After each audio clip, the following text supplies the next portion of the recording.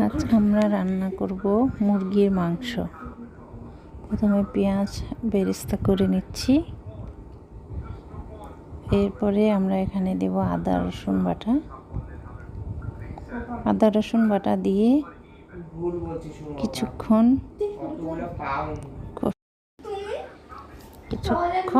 কষাতে হবে। এরপর আমরা দিয়ে দিব হলুদ গুঁড়ো, আর আমরা এখন লবণ স্বাদ মতো দিয়ে দিলাম, মরিচ গুঁড়ো দিয়ে আমরা ওখানে গরম মশলা দিয়ে দিচ্ছি। আগে আমরা খুব ভালোভাবে এই মশলাটা কষিয়ে নেব।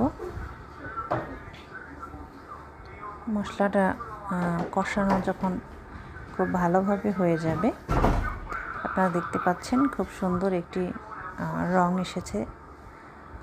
মশলার যে মশলা ভুনাটার কালারটা আপনারা দেখতে পাচ্ছেন। এবার আমরা এখানে দিয়ে দিব মুরগির কাটা টুকরোগুলো, মুরগির মাংসগুলো দেওয়ার পরে আমরা খুব ভালোভাবে আগে এটিকে মশলার সঙ্গে কষিয়ে নেব।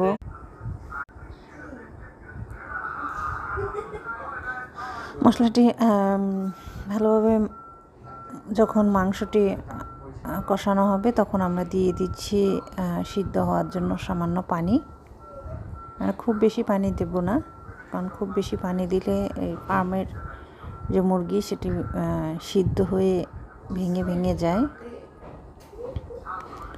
মাংসটি সিদ্ধ হওয়ার পর আমরা ফিরে আসলাম। মাংসটি একটু কষিয়ে নিয়েছি, এর মাঝে আমরা একটু দিয়েছি দই। আপনার টক বা মিষ্টি যেটি পছন্দ করেন, যে কোনো একটি দই দিতে পারেন।